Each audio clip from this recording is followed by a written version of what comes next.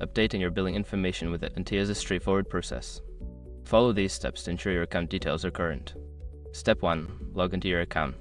Visit the AT&T website and click on the Sign In option.